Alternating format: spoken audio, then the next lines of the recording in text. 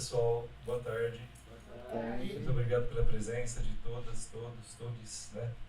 E eu queria falar um pouquinho do tema do livro, né? Aliás, é o tema que eu venho estudando já faz alguns anos, né? Basicamente, eu entrei na USP para me aproximar do universo da educomunicação. Primeira vez que a gente escuta a palavra, ela soa muito estranha, né? Mais uma vez eu estava, coincidentemente, em Brasília participando de um projeto do MEC, né? Aí eu estava tentando explicar para um professor de Sergipe, né, o que era, né? Aí ele falou, nossa, mas esse nome é muito difícil, isso aí não vai dar certo não, troca esse nome, né? Bom, mas na verdade esse nome, ele tem uma história, tá? E a gente vai ver um pouquinho dessa história, né?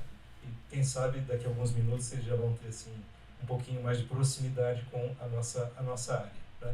Então a educomunicação, ela é uma abordagem na educação, tá? Só que ela não é da pedagogia, ela não parte da pedagogia porque ela nasce justamente na comunicação, basicamente na produção midiática, em vídeo, em rádio, né? Então daí se desenvolveu toda a parte teórica de colocar em movimento a educomunicação. Para não ficar falando educomunicação, eu vou chamar de educom, né? Então o truque que a gente usa lá é assim, os alunos eles estudam educom, né? Eu estou lançando um livro sobre educom, né? Então aquela abreviadinha fica mais palatável. Então, essa apresentação eu fiz há uns anos atrás por uma disciplina da pós-graduação que eu dava aula, e aí por aquela preguiça, né, a gente acaba não reformatando ela inteira, né? Então eu vou tentar traduzir em termos mais objetivos, tudo bem? Ah, muito obrigado. Qual é o seu nome? Maria, muito obrigado, tá? Bom, então vamos lá. Esse senhorzinho que está aí na tela, né? O nome dele é Mário Kaplun. Provavelmente ninguém ouviu falar dele aqui. Ele foi um radialista argentino que estudou pedagogia, se formou em pedagogia e não queria nada, mais nada mesmo com pedagogia. E aí ele começou a trabalhar na TV argentina. E depois de um tempo, assim, ele foi convidado a buscar novos desafios, né? Mais ou menos como aconteceu com o Paulo Freire aqui no Brasil. Ou seja, tinha uma ditadura lá, como havia em todos os países da América Latina, nos anos 70 e uma boa parte dos anos 80, e não, assim, posturas progressistas não eram muito valorizadas, vamos dizer assim, né? Então ele fez um périplo pela América Latina, passou pelo Uruguai, passou pelo Equador. Então, naquela época, havia uma grande discussão sobre os meios de comunicação, porque os ativistas políticos aqui, eles não tinham muito onde se refugiar, né? Então, eles lutavam pela democratização dos meios de comunicação, mas não tinha apoio de quase ninguém, a não ser, pasmem de ouvir, da Igreja Católica, né? E um grupo desses comunicadores ligados à Igreja Católica fundou um movimento chamado CIESPAL no Equador, não pensando exatamente em produção de filme, em produção de qualquer coisa que fosse, mas principalmente em educação popular. Então, falar de educomunicação, de educom, é falar de educação popular. E aí, quem já leu Pedagogia do Oprimido, Educação como Prática de Liberdade, quem já leu Cartas para Angola, Pedagogia da Autonomia, qualquer obra que seja de Paulo Freire já deve ter ouvido falar de educação popular, né? Então, Paulo Freire foi um pioneiro da educação popular usando o rádio no Brasil, e a ideia dele contaminou diversas pessoas pela América Latina, inclusive nosso queridíssimo Mário Kaplun, né? Coincidentemente, a gente perdeu o Paulo Freire em 1997 e o Kaplun em 98, né? Então, é uma geração que ela encerrou o seu serviço, só que deixou um legado. Pode trocar, por favor? Tudo bem? Muito bem. Então, Mário Kaplun, né, publicou um livro chamado El Comunicador Popular, em Cuba, e pouco tempo depois o livro foi traduzido na Espanha, como uma pedagogia de la comunicação, né? Então, resumindo, o que caracteriza a educomunicação? Tem um conceito chamado de praxis. Praxis não é prática, né? Já foi. No tempo de Kant era praxis, era prática, né? no sentido de na prática a teoria é outra. A praxis, nesse caso aqui, é a indissociação entre a prática e a teoria. Então eu reflito para melhorar a minha prática enquanto educador, e a minha prática está a serviço de um projeto social, que é um projeto de emancipação. Então isso que é a praxis, nesse sentido. Ela se caracteriza pelo protagonismo do educando, então a gente diz que não educa para, a gente educa com, né? Aí vocês que trabalham com processos culturais, processos de comunicação que são colaborativos, devem ter uma familiaridade com isso, né? Porque você pode ter aquela dinâmica clássica, né? Que você tem um diretor do filme, né? É o realizador, né? Então ele deixa, aqui eu mando, né? Eu faço do jeito que eu quero, do meu jeito. Ou você pode ter uma outra experiência de produção, que é a experiência colaborativa, dos coletivos, das cooperativas, né? Isso na educomunicação sempre foi pretendido, né? Isso implica na horizontalidade das relações. Então, assim, o educando, ele não está num plano inferior ao do professor, né? E assim, né, quando a gente está acostumado com a educação popular, a gente já incorpora isso. O primeiro emprego numa universidade foi em 2001, na Fundação dos Rotarianos, no Colégio Rio Branco, né? Aí não sei se alguém aqui é da arquitetura, mas era um prédio neoclássico, né? Neoclássico você pode chamar também de pós-fascista, né? Que tinha o tablado do professor era dessa altura mais ou menos, né? Então o meu primeiro ato como professor no ensino superior foi tropeçar e cair no tablado, né? Porque eu não entendia por que tinha que ficar num nível tão alto, né? Para os alunos ficarem assim bem baixo e você ficar transmitindo, né, o conhecimento de baixo para cima. Né? Bom, é por isso que eu não fiquei lá, né, muito mais tempo, né? Quando eu tive uma escolha, eu fui para a universidade pública, né, onde a gente poderia trabalhar realmente assim com uma perspectiva mais horizontal. Bom, ela também se caracteriza pelas dinâmicas coletivas e colaborativas, que eu já falei, e por um posicionamento crítico de mídias e tecnologias. Hoje em dia, quando você fala educação e mídia, você já pensa, bom, mas você usa Macintosh ou você usa Windows? Você usa Android ou você usa iOS? Né? Então, é sempre uma questão de tecnologia. Né? E a gente, hoje em dia, já sabe que a tecnologia ela não só não veio para resolver todos os nossos problemas, como talvez ela veio mais para agregar problemas novos sem resolver aqueles aos quais a gente já estava habituado, né? De certa forma, assim, todo o aparato, né? Aí lembrando o saudoso Foucault, Michel Foucault, todo o aparato ligado ao Estado, ligado ao establishment, né? Ele visa manter uma hegemonia, perpetuar essa hegemonia que na verdade é a velha dominação do homem sobre o homem, né? Esse negócio de Educon tá meio comunista, né? Tá meio socialista, né? Eu nem cheguei na metade da história, mas é por aí mesmo, né? Bem, e tem a ideia da intencionalidade, que é voltada, né, pedagógica, né? Então a intenção final do Educon é a construção de uma sociedade mais diversa e equânime. Então hoje em dia a USP ela tá bem incorporada nessa, pelo menos a ECA, né? A Escola de Comunicações e Artes, e, de certa forma, tem uma demanda muito grande dos cursos clássicos, como medicina, direito, engenharias, né, para quebrar um pouquinho, né, essa postura fechada. Então, não sei como é que estão as universidades aqui, mas a USP estava com 30% de evasão, em média, né, e cursos como da engenharia, mais de 40%. Então, tem alguma coisa errada, porque a pessoa se mata para entrar na universidade pública, na USP, né, faz não sei quantos anos de cursinho, se mata no vestibular da FUVEST, chega lá e simplesmente descobre que não é o que ele imaginava. Tem a ver com a relação entre professor, estudante e instituição. Pode avançar, por favor?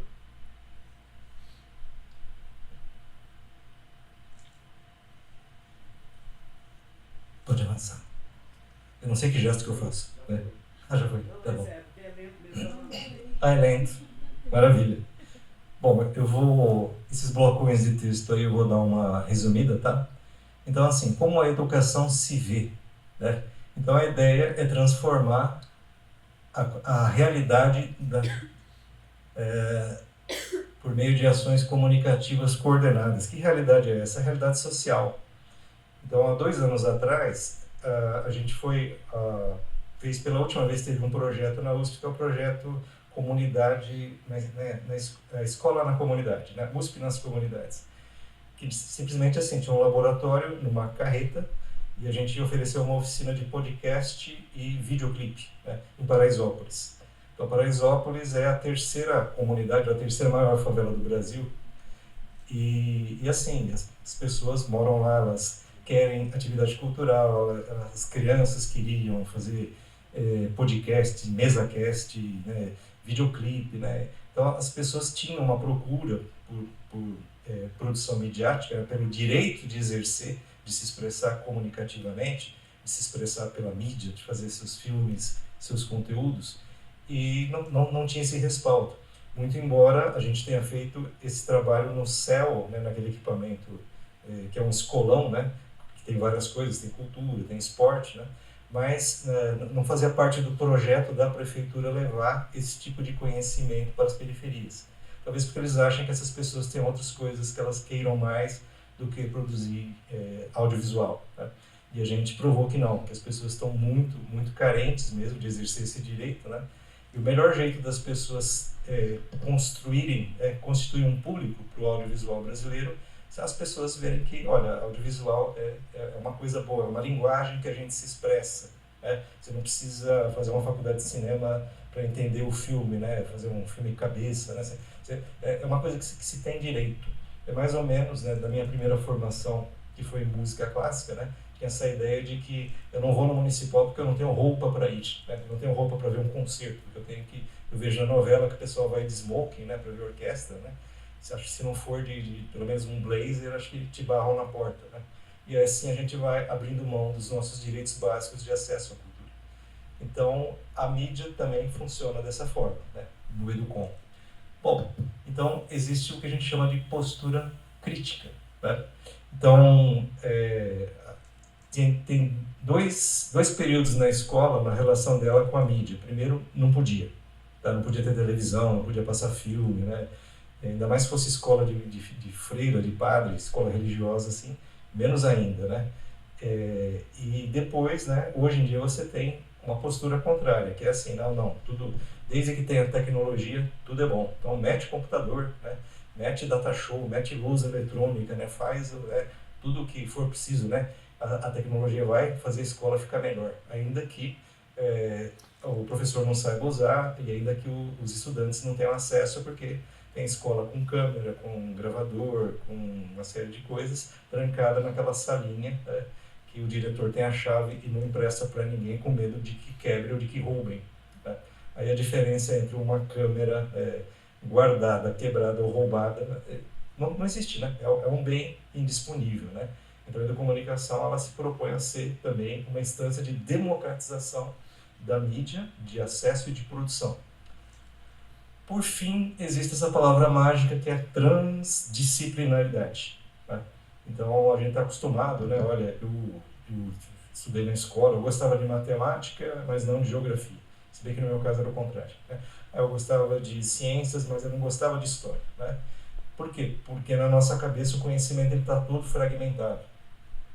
Aí a gente acha estranho, né? Porque a gente faz aquele roteirão, né? Aquele roteiro cheio de plot twist, né? Uma coisa cheia de referências, né? Assim, dialogando com Shakespeare, com filosofia grega, e ninguém entende. Né? Por que será, né? Talvez porque a gente tenha priorizado, né? Além de compartimentar os conhecimentos escolares, a gente tenha priorizado alguns, os mais práticos, né? Matemática e língua, por exemplo, né? Em relação aos outros, né? Dependendo da escola, a língua inglesa é priorizada, né? Porque é mais legal ser analfabeto em inglês do que ser analfabeto em português, né? Pelo menos dá um status diferenciado, né? E talvez o pior de tudo, a gente naturalizou isso. A gente naturalizou que os conhecimentos são separados. Então eu estou aqui porque eu, em algum momento da minha vida, eu estudei audiovisual, estou participando de um festival de cinema, né? Agora, os anos todos que eu estudei História da Arte, que eu estudei música, né? Teatro, já não conta tanto. E menos ainda as coisas que eu estudei sem ser obrigado, né? Por exemplo, conhecimento da área de saúde que eu tive que ter para poder organizar cursos à distância nas áreas de saúde, na área de bem-estar social, né?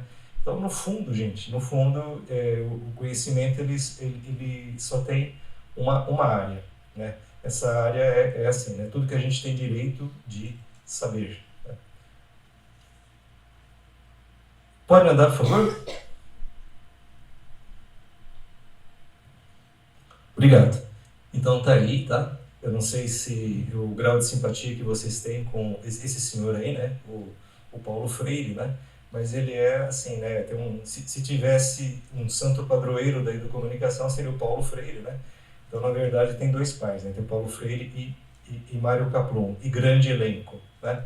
Então, no caso da USP, esse trabalho de resgate da educomunicação, desses autores dos anos 70 e 80, foi feito no final dos anos 90. E foi feito principalmente por causa de um núcleo de extensão universitária chamado Núcleo de Comunicação e Educação, onde eu, assim que eu entrei no doutorado, né, em 2004 na USP, aí já falaram, parabéns, é bem-vindo ao doutorado, agora você vai trabalhar no Núcleo de Comunicação e Educação, né, porque ninguém perguntou se eu estava interessado, se eu sabia o que era, né, mas era uma coisa mais ou menos automática, que basicamente se tratava de fazer projetos, né, da USP fora da USP. Também é uma coisa, eu não sei como é que funciona aqui para vocês, mas a USP, ela meio que parece aquela nave do filme Distrito 9, né? Fica pairando assim sobre a cidade, né? Parece que não tem contato, né? Então, de uns anos para cá, isso também está sendo transformado, né?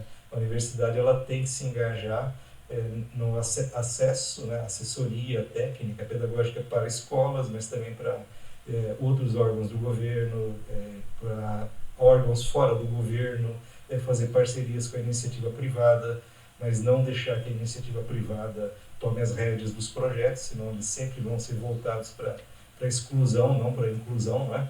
Então, mas a universidade tem essa responsabilidade social. Se vocês pensarem bem, vocês que trabalham com arte, com comunicação, e aí que eu quero chegar, vocês também têm essa responsabilidade.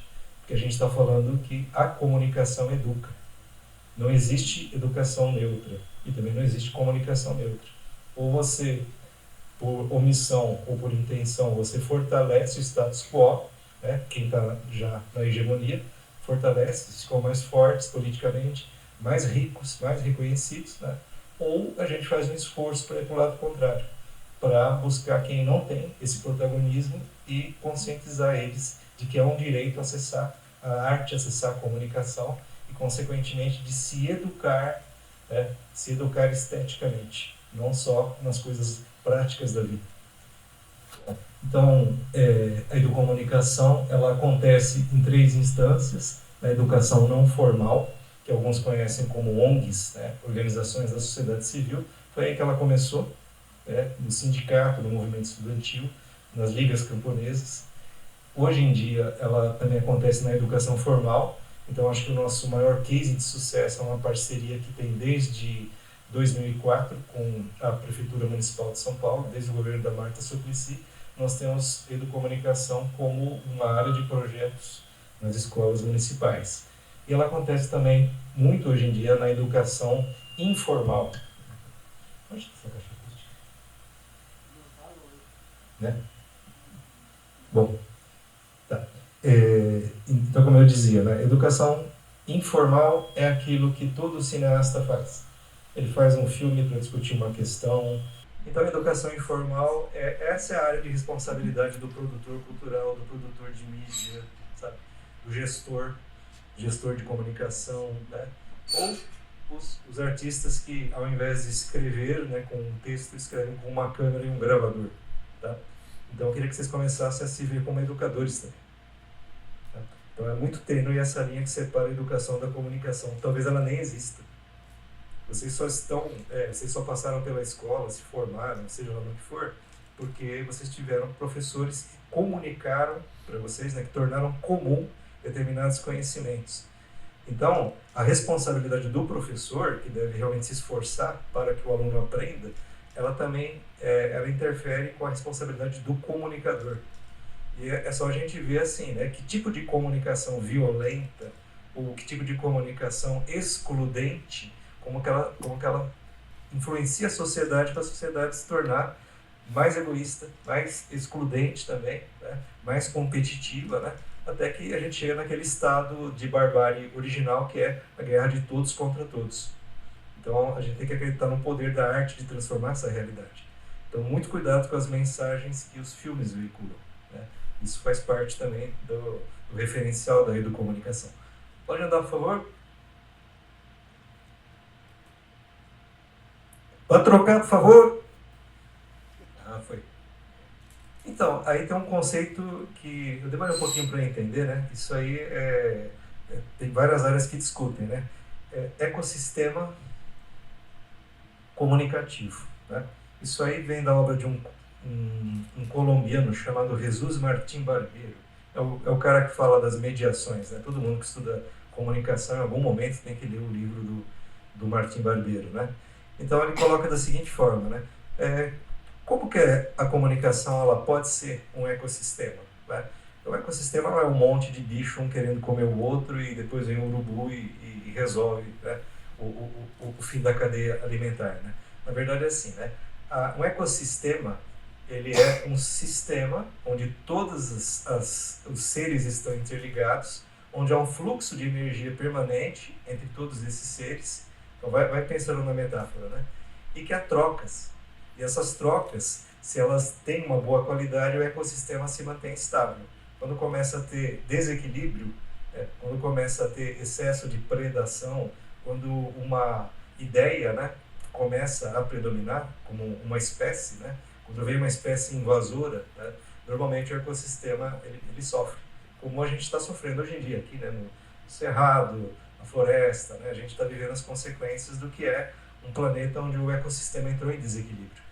Agora eu digo para vocês que faz muito tempo que o nosso ecossistema comunicacional, né, e cultural ele está em desequilíbrio. A gente percebe que talvez as nossas ideias, a imagem com a qual a gente se vê, não seja exatamente nossa. Seja talvez de alguém que queira colocar na nossa cabeça como a gente deve ser. Tá? Pausa para reflexão. Tudo bem, já foi. Então, essa ideia, né, de que o educomunicador ele está trabalhando dentro de um ecossistema e ele é um agente. O que ele faz? Ele ensina? Não. Transmite conhecimento? Não. Faz a cabeça dos outros? Né? Não, necessariamente não. Ele é um mediador. Ele trabalha com processos de mediação.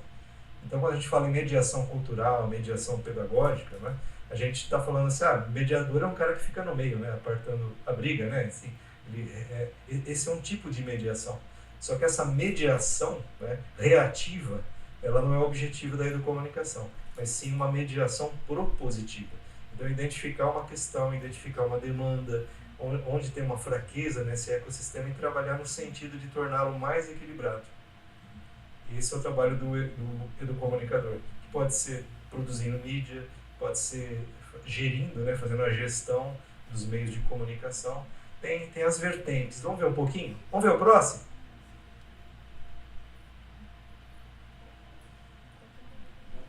Já foi. Tá. Então, quais são os objetivos dessa mediação? Então, primeiro, aumentar a capacidade de expressão dos indivíduos. A gente está falando assim, né? Eu sou professor, né? Sou professor e eu tenho alunos que serão professores, porque eles estão fazendo uma licenciatura.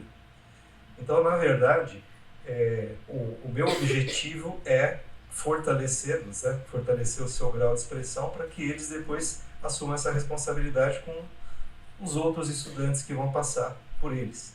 O que mais? Existe uma ideia de melhorar o coeficiente comunicacional, que é simplesmente a qualidade da informação. Então, informação simples, né? Informação objetiva, informação verdadeira, tudo aquilo que faz a qualidade da informação, ela trabalha pelo processo, em prol do processo educativo. E, finalmente, fortalecendo o ecossistema comunicativo, que, no caso, a gente pensa numa comunidade. Então, a comunidade não precisa ser necessariamente uma favela, mas as favelas são lugares muito interessantes para a gente descobrir coisas, para a gente aprender fazendo. Mas tudo é uma comunidade, então um grupo de médicos no hospital, pessoas dentro de uma produtora de vídeo, movimentos coletivos culturais, são todos comunidades. Por quê? Porque eles têm um interesse comum, eles querem construir algo junto. Então a mediação é sempre no sentido de identificar que a comunidade é um ecossistema e trabalhar no sentido de deixá-lo mais coeso, né? Sempre buscando uma evolução na qualidade. Pode virar, por favor?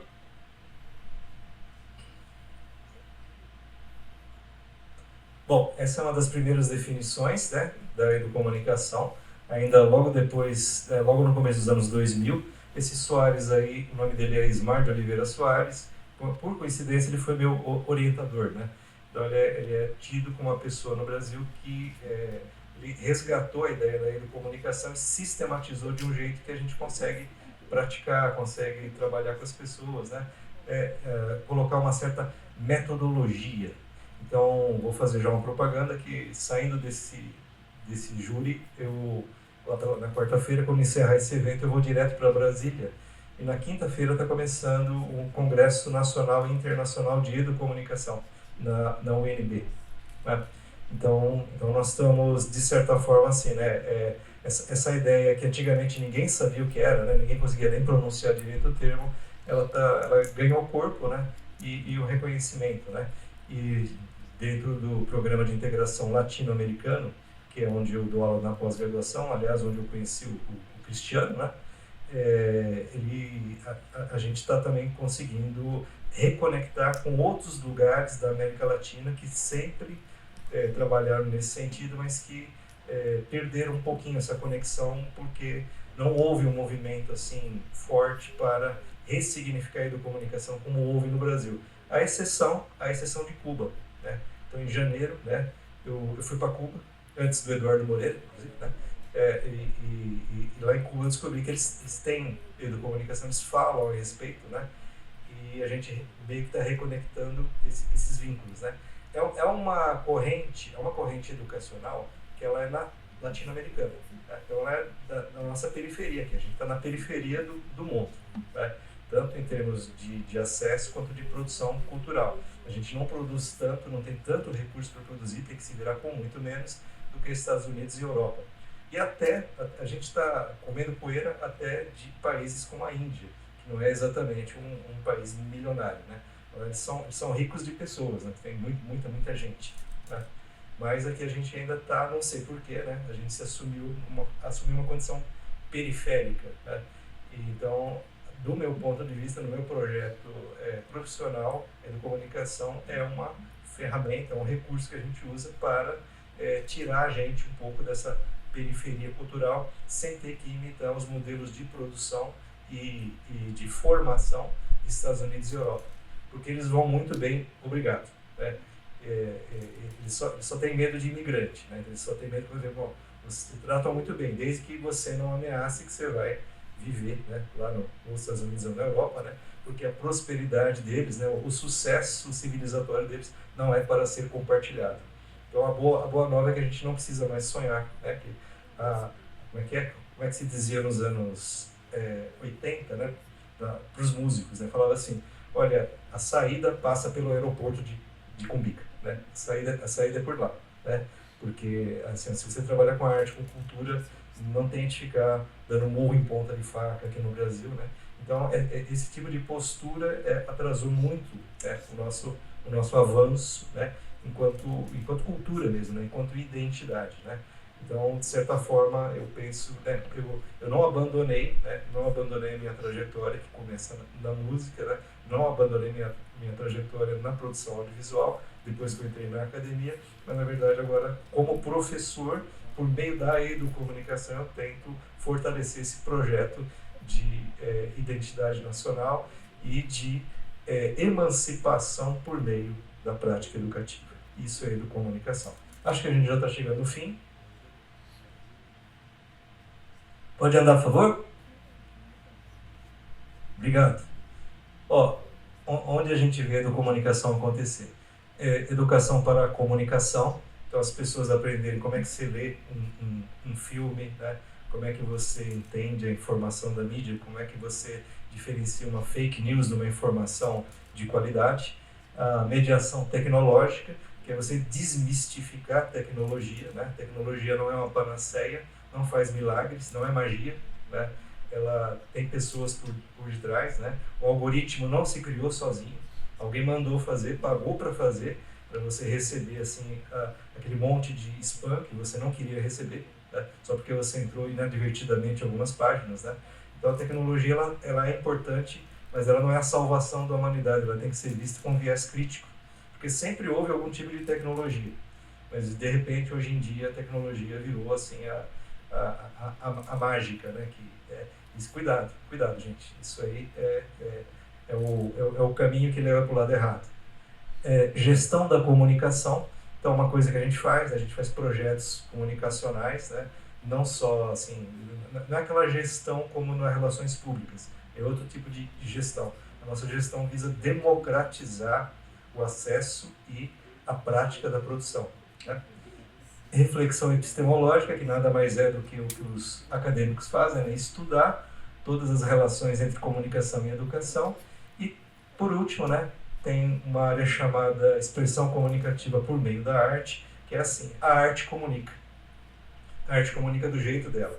Às vezes sem palavras, né? Às vezes com as palavras usadas de um jeito que não são usual, né? Às vezes só com imagens, às vezes com gesto, às vezes com uma combinação disso tudo. Certo? Então, na verdade, a gente forma uma comunicação complexa que ela tem que ser entendida, né? Então, hoje em dia eu acredito assim que nada comunica mais do que a arte. Eu aprendi isso depois que eu saí da área de estudo da arte, né? Até onde eu fui no mestrado. Eu só entendi a arte por ter estudado ciência da comunicação, que essa é a minha formação superior, né? Então, eu sou cientista da comunicação, né? Descobrindo sempre que tudo aquilo que eu achei que eu sabia, na verdade, não sabia porque mudou, né?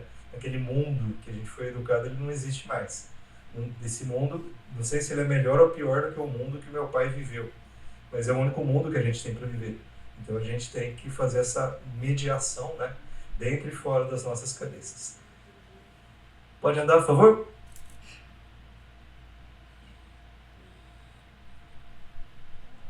Obrigado. Esse aí é o professor Ismar, né? Em 2001, no projeto chamado Educom.rádio, e foi assim que eu o conheci, na Prefeitura Municipal de São Paulo, né? Eu não entendia nada do que aquele pessoal da USP foi fazer lá nas escolas, né? Dando gravador para as crianças, né? Não entendi nada, né? Mas depois que eu entendi, eu falei, bom, é isso que eu quero fazer na vida, né? Eu não quero continuar querendo... Eu não quero sair pelo aeroporto, né? Para ter uma perspectiva de carreira, né? E aí foi quando eu me aproximei desse universo.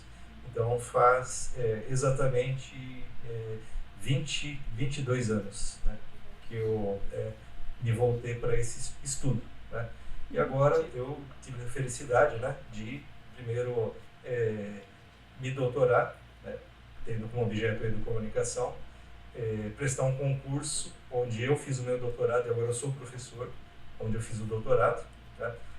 Numa licenciatura em educomunicação que não existia quando eu tinha idade para fazer graduação, e a felicidade de hoje estar compartilhando o lançamento do livro com vocês presentes. Então, espero que vocês tenham gostado, um pouquinho se sentido provocados, né? Eu realmente gostaria que vocês reagissem à provocação, né? E no sentido de a gente compartilhar mais, né? Então, se você é um artista, se você é um produtor de mídia, se você é um educador, se você é tudo isso junto, com certeza a educomunicação é uma coisa que vai ser muito interessante, vai ajudar você no seu trabalho. Muito obrigado pela atenção.